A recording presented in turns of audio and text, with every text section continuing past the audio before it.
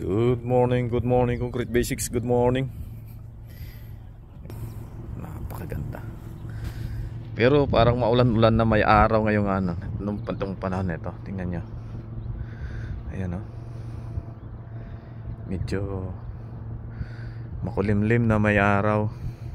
Napakaganda ng view. Ayan o. Ganda ng view. Ito isa lang ang may-ari ng na to, ng lugar na to. Ito lang. Maraming may negosyo pa yan sila. Tapos guys, ito na yung finished product natin. So pakita ko sa inyo muna itong ating mga boxing. Ito yung mga box natin na ginamit. Yan. So yan siya. Lahat yan na ginamit namin dito. Tapos ito yung strip drain. Inano ito ni boss siya nag-dig out, naghukay niyan ng paglalagyan nitong box. Yung amo ko naghukay niyan, pero ako nang nag-set nitong plastic nito, ako na nito. Kaya ito yung finished product niyan, guys. Yan ang finished product niyan. Diyan dapat may stock yung tubig. Dapat ang tubig niyan tatakbo dito sa na to, yan ang sockpit nila. Diyan maiipon, malalaking bato ang ilalim niyan. Kaya meron siyang cloth. Ayan bidim cloth. Yun? Ayan yung sasalaan yung tubig papailalim.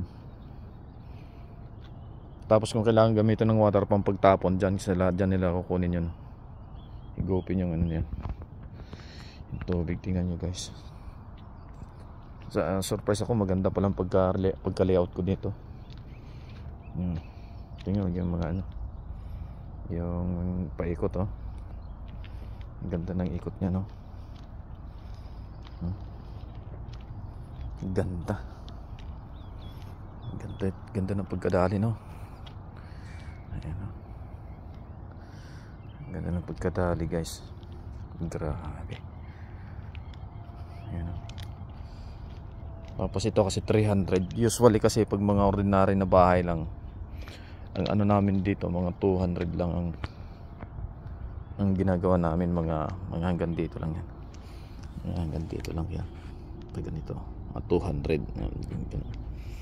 Ito 300 ito. Iba ito, kakaiba ito. Kalinya yan ng bakod nila, yung tong slot drain. Ito yung kabila. Tignan naman yung kabila, yung kantuhan. Yan naman. Yan. Ganda ng pagkadali, guys. Yung box natin, ang ganda rin ang pagkagawa hanggang natapos yung siyempre hindi maiwasan may maliliit na detalye na bumigay dyan, pero hindi na yan big deal. Hindi na yan big deal sa maliit lang yan. Umaano ng garden yan, sakop na ng garden, so wala na magiging problema dyan. Ayan. Kahit saan talagang mayroon talagang yan, maliit na diferensya. Mga gilid ng boxing, mga dulo lang naman yan, hindi importante. So dito may ilalagay dito na na step yan. Hanggang dito yan, step nila. Tapos akong sabi ng boss ko na ako daw yung gagawa ng step na yun. Kinakabahan nga ako dyan Naragis na yan. Ako yung gagawa ng step. Kailangan dyan mga 2 katao. Yan, tatanggalin pa namin yan mamaya. Ito naman, madali lang naman itong alisin ito. Kasi dito na may naman yung marka na. Wala nang yan. Sinsilin ko yan mamaya. Tapos yan tingnan nyo, yung ganda ng pagkaliit ka dito. Kasi dito masama kasi yung nito dati. Masama yung niya dahil malalim. Tapos mataas naman itong kahoy na to. Masyado yung mataas. So kung hindi ko nilayout yan, hindi namin makikita kung paano gagawin yung finished product nito. Tingnan nyo, napakaganda ng pagkagawa. Yung slope nya ganda. Ang ganda pagka ano. Umulan na yan pero walang wala siyang ano. Ito tanggalin namin yan mamaya, yung kahoy na ano. Ayan. Basta yung T-bar nga pala, itong T-bar ang tawag dito guys, ito sa joint na to. Yan, ako ang gumawa nito. Itong T-bar na yan, gawa ko yan. Pero dito hindi ko nagawa itong dalawa na to. Pero malinis din, maayos din ang pagkagawa nila. Yan o, ganda rin o. Yan o, ganda o. Ganda rin, diba? Tapos dito nagkaroon kami ng konting ano dito, nagkaroon kami ng konting pagsasaayos dito sa side na ito, kasi dati ang layout kasi ng carpenter, nandito yung marker niya sa side na to. So ang nangyari, gusto nilang sundan namin tong kanto ng bana nitong kahoy na to, diretsoy namin hanggang doon. Kaya inusog namin yan right na mga 10 minutes bago kami nagbuhos. Yan. Tapos dito naman, dito sa may na to, sa may step na ito, nagkaroon ako ng dyan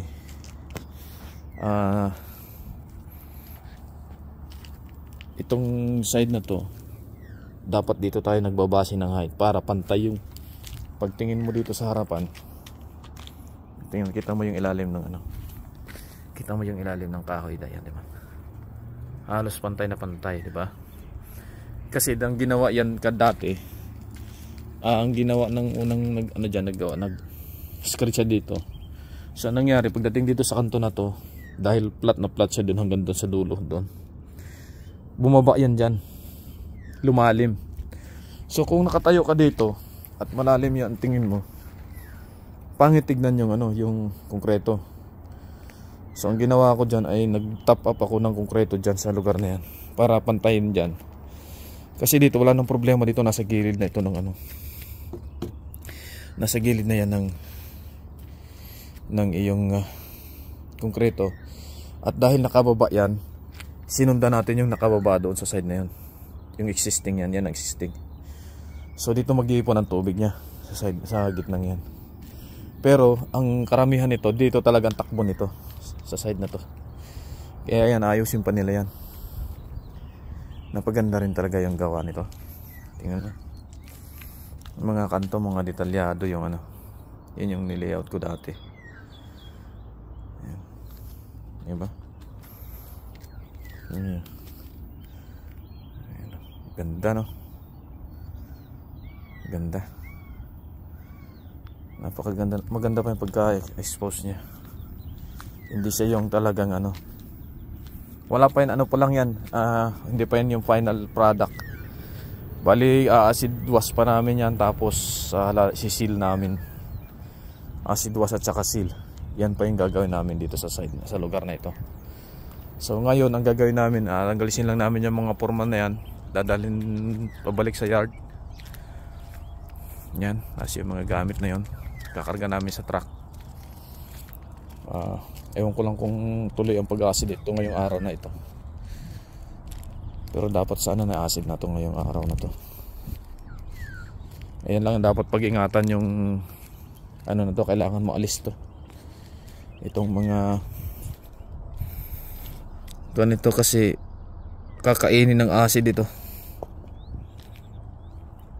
Dapat maalis pag na-acid natin, no? Totally talagang maganda talaga yung maganda talaga yung pagkagawa ng konkreto natin.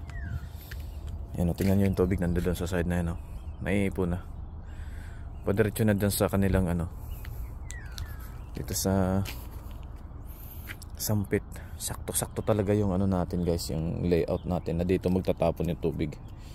Kaso ang niyan, ang usually talaga dito talaga lahat tatapon yan, kasi binago nila yung setup ng height natin doon sa side na yun. Dapat pagdating dito, pagtakbo ng tubig galing doon sa taas papunta dito, tas dahil mataas ng kaunti ito, dapat mababa yan doon para pagdating dito tatapon na doon yung tubig dito na, tapos tatakbo na siya doon sa dito na sa slab drain natin. So yan, pero okay din naman, at least hindi magpupundo sa gitna ng konkreto. So yan lamang po guys, explain ko lang yung papaano gumagana yung slope at papaano pinatatakbo kung saan patatakbuhin yung slope ng ating tubig. Medyo madali lang yan sa mga kung pag-uusapan, pero kung gagawin kasi yung konsepto ng konkreto, mag-iiba't ibang ka ng angle sa pag-screed. Kagaya dyan sa kanto na, nagkamali pa yung nagunang nag-screed dyan. So kaya inayos natin. So yun lamang po, hanggang sa muli. Maraming salamat sa inyong suporta at panonood. Please pakinood po ng ating ibang mga video para maabot natin yung 4,000 hours watch time po. Maraming salamat po. Mag-ingat po kayo. Bye bye.